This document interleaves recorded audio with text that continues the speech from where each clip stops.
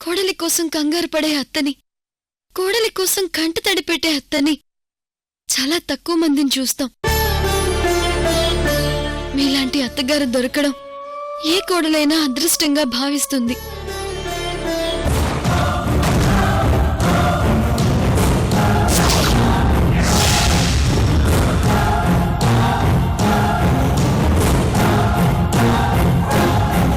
మారినట్టు నటించి తాగొచ్చారా?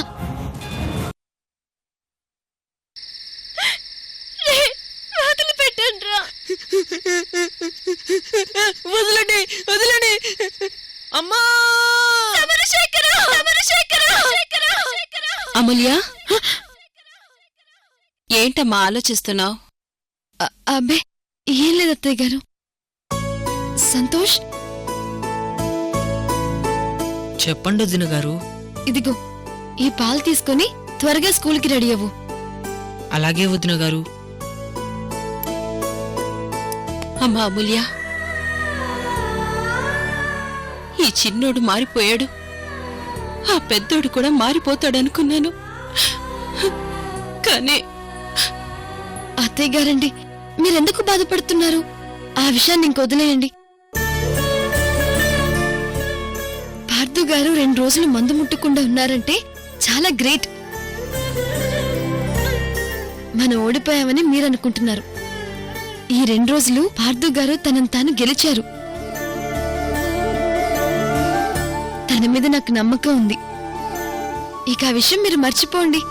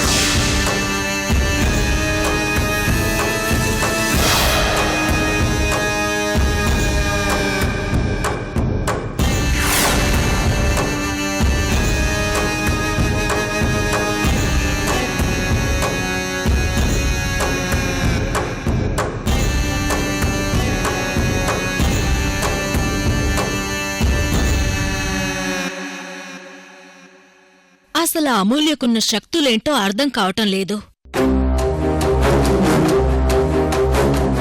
మంచం మీద నుంచి కదల్లేని పరిస్థితిలో పరీక్షలు రాసొచ్చింది. ఇక్కడున్న మనిషి ఇక్కడే ఉంది, అక్కడికెళ్ళి ఎగ్జామ్ రాసొచ్చింది. ఎలా వీలవుతుందో ఎంత ఆలోచించినా అంతు చిక్కడం లేదు. పైగా ఎప్పుడూ లేంది సడన్ గా మా ఇంట్లో పాము తిరగడమేంటో, అది నన్నే టార్గెట్ చేయడమేంటో అర్థం కావడం లేదు. కొంపతీసి అమూల్యకి పాముకి సంబంధం ఉందంటావా? అసలు ఆ రోజు నువ్వు పాముని సరిగ్గా పట్టుకుని వెళ్లిపోయుంటే ఏ ప్రాబ్లం ఉండేది కాదు. నీ బాధ నాకు అర్థమైనది. ఈ సృష్టిలో దివ్యశక్తులు దైవశక్తులు ఉన్నట్టే వాటికి అడ్డుపడే కాలనాగు శక్తులు కూడా ఉన్నాయి. నీ ఎదురుగా ఉన్న ఈ శక్తి కాలనాగు శక్తికి ప్రతిరూపం. కాలనాగిని.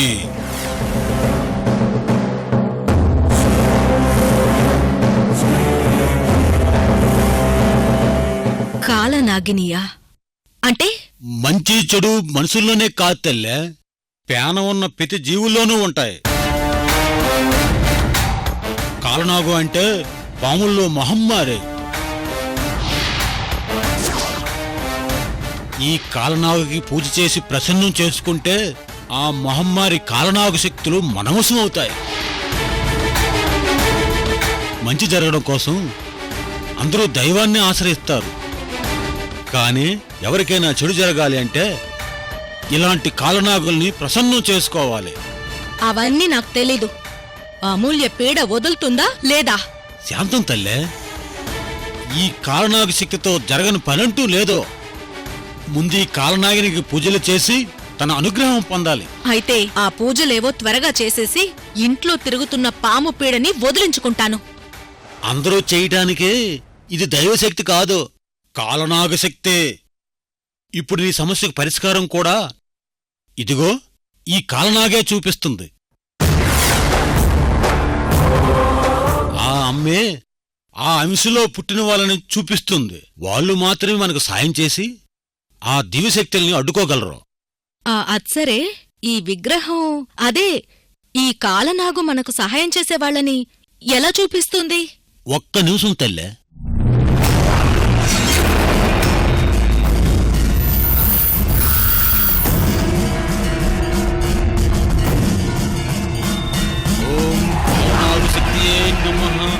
ఓం కాలనాగశక్తియే నమః. ఓం కాలనాగశక్తియే నమః. ఓం కాలనాగ దివ్యశక్తియే నమః. ఓం కాలనాగ దివ్యశక్తియే నమః.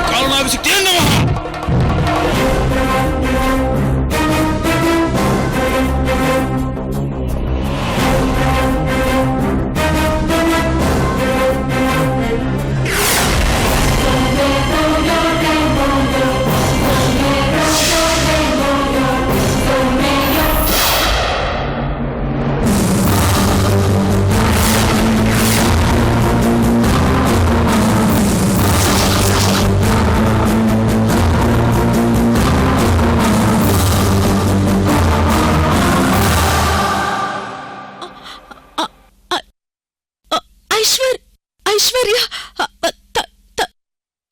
నా పార్దు ఫ్రెండు. ఈ పిల్ల పుట్టిన అంశలో కాలనాగకి దగ్గరగా ఉన్నాయి. మనకు సాయం చేసేది ఈ చిన్నదే తల్లే. ఈ అమ్మాయి మనకు సహాయం చేస్తుందా? ఆ చిన్నది చెయ్యదు తల్లే, మనమే వశీకరణ చేసి చేయించుకోవాలా. ఇప్పుడు ఈ కన్య మామూలు కన్య విషకన్యగా మార్చి ఈ కాలనాగుని ప్రసన్నం చేయాలి. విషకన్య? విషకన్యే తల్లే. మనం ఈ కన్యకి మెల్లమెల్లగా విషం నింపి విషకన్యగా మార్చాలి. అది వశీకరణతోనే సాధ్యం.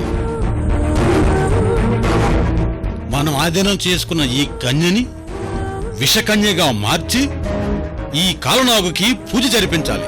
అప్పుడే ఈ కాలనాగు శక్తులు వశమై నీకు అడ్డు వచ్చే శక్తులు అడ్డు తొలుగుతాయి.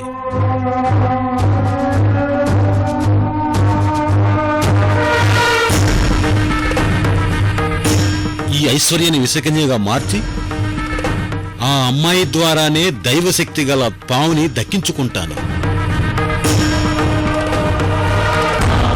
ఆ పాము ఎక్కడుంటే అక్కడ సిరి సంపదలు వాళ్ళ వశం అవుతాయి.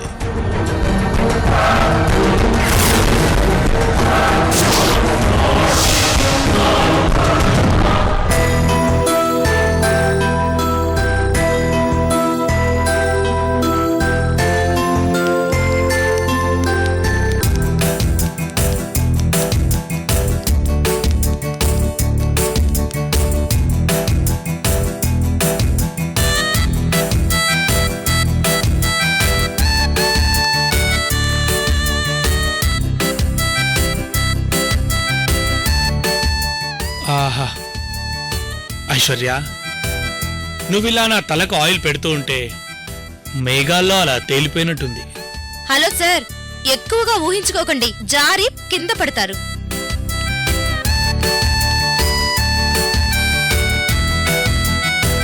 ఆహా, అదేంటో ఐశ్వర్య, నీ చేతివేలు ఇలా నా తలపైన పడ్డాయో లేదో తల్లో ఉన్న వేడంట ఇట్టే ఎగిరిపోయింది. బహుశా నీ చేతుల్లో ఏదో మాయుందనుకుంటా. హలో, ఓవర్ చేయకు. పిచ్చోళ్ళ నిధి నిధి అని ఆలోచించి బుర్ర హీటెక్కువవుతుందని చెప్పావు కదా, అందుకనే తలకు ఆయిల్ పెడుతున్నాను. అంత మాత్రాన దీన్ని అడ్వాంటేజ్గా తీసుకోకు.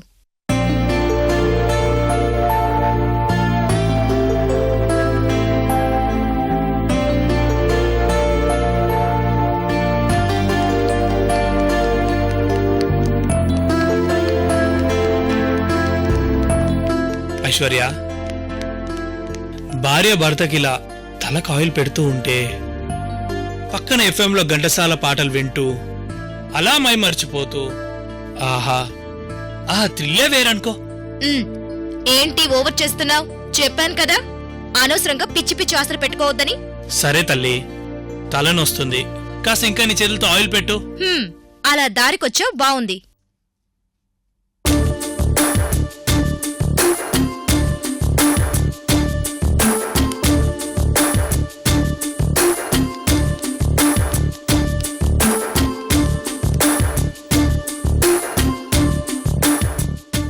అయినా ఉదయ్, నిజంగా నీలా సిన్సియర్గా లవ్ చేసేవాళ్లు చాలా రేర్గా ఉంటారు. నువ్వు నన్ను కాకుండా ఇంకెవర్నైనా లవ్ చేసినా ఆ అమ్మాయి నిజంగా అదృష్టవంతురాలై ఉండేది.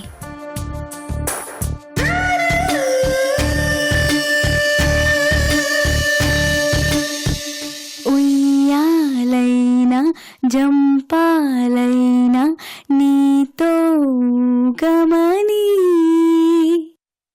మళ్ళీ మనలా పుట్టించాడు సీతారాములని. ఇదో రకం స్వయం వరం అనేట్టుగా అయినా నీ చూపులేనపై పడే ఓ పూలమాలలా హరివిల్లు దారాల బంగారు ఉయ్యాల వెన్నెల్లో ఊగాలిలా. ఓహో నీవే గనాలు నా గుండెలో శృతి లయ. ఓహో నీవే గనాకు నా ఊహలో సఖీ ప్రియా.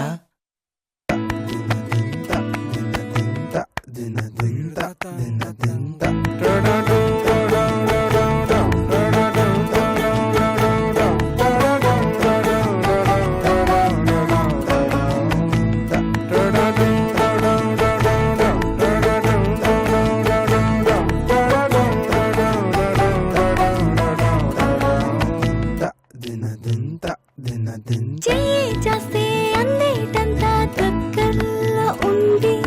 చందమామ నీలా మారి నా పక్కనుంది. నీ కోసం నా కోసం ఇవాళే ఇలా గుమ్మంలోకొచ్చింది ఉగాది కదా. ఒక్కో క్షణం పోతే పోని పోయేదేముంది. కాలాన్నిలా ఆపే బలం ఇద్దరిలో ఉంది. రేపంటూ మా పంటూ లేనే లేని లోకంలో ఇద్దరినే ఊహించని.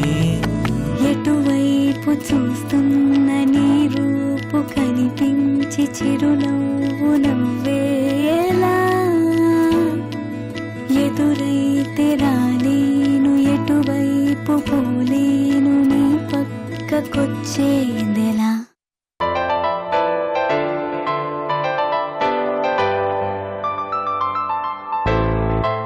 హలో హలో, ఎక్కడికి వెళ్ళిపోయావు? ఇక్కడ ఆయిల్ రాయడం అయిపోయింది. అప్పుడైపోయిందా?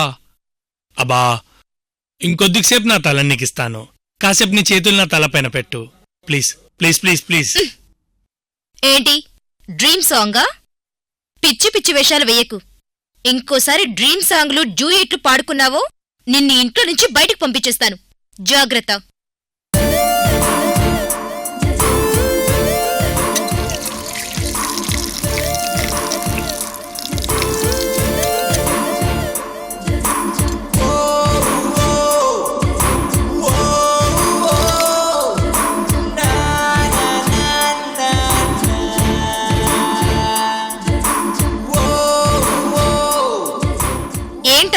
మాట్లాడుతున్నావు? నేను చెప్తుంది వినబడుతుందా? నేను మా పార్థుని కలవడానికి వెళ్తున్నాను. బాయ్.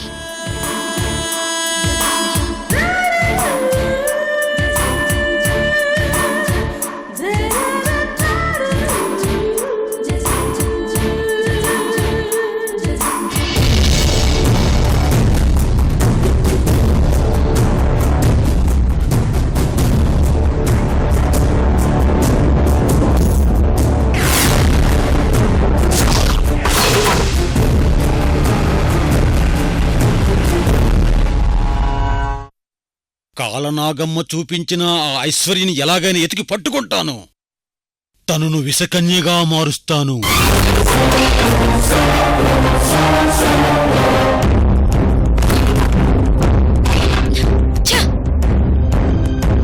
స్కూటీ ఇప్పుడు ఆగిపోవాలా? అబ్బా!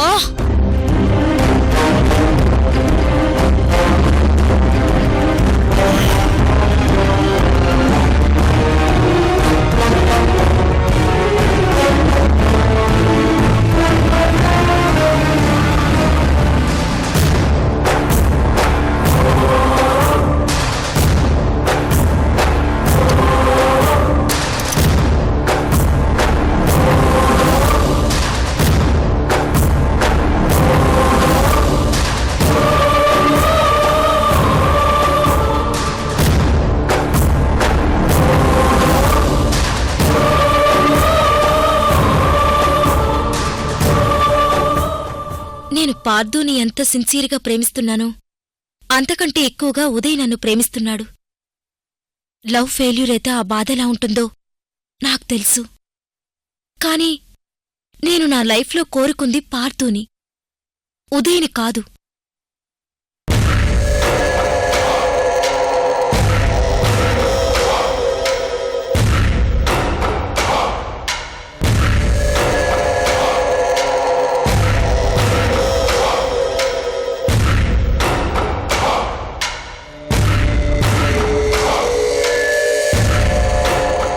ఐశ్వర్యని పట్టుకుంటాను.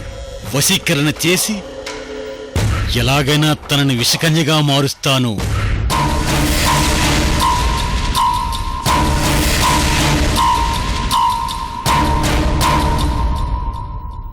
సారీ ఉదయ్, నేను పార్థుని ప్రేమించకపోయుంటే నీ ప్రేమను అర్థం చేసుకునేదాన్నేమో. కాని ఈ జన్మకు నా మనసులో పార్థుకి తప్ప వేరొకరికి చోటు లేదు. పార్థు అమూల్యమడిలో తాళి కట్టినప్పటికీ వాడికి నా మనసులో ఉన్న స్థానం ఎప్పటికీ చెక్కు చెదరదు.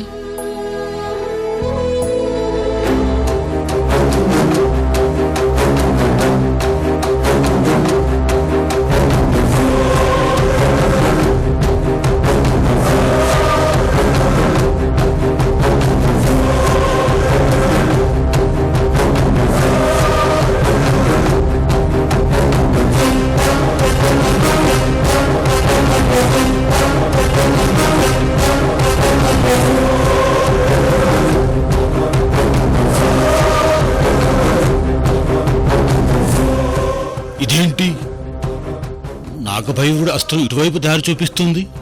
ఏముంది ఇటువైపు?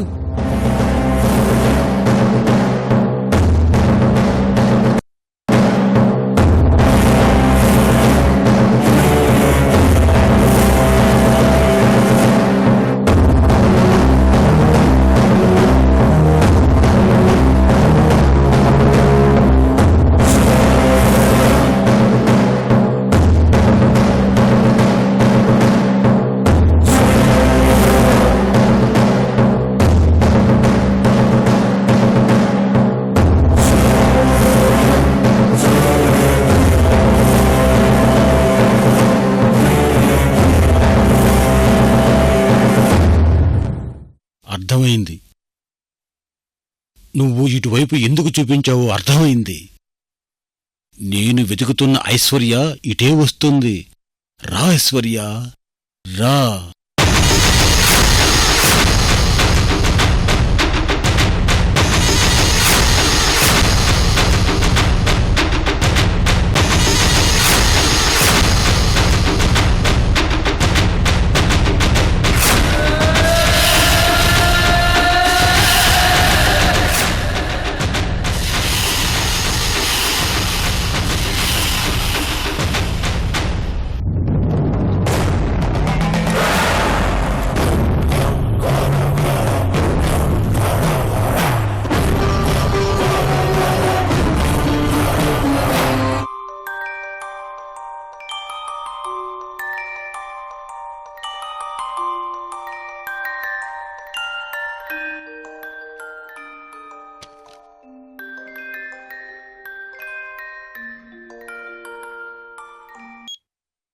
నాన్న?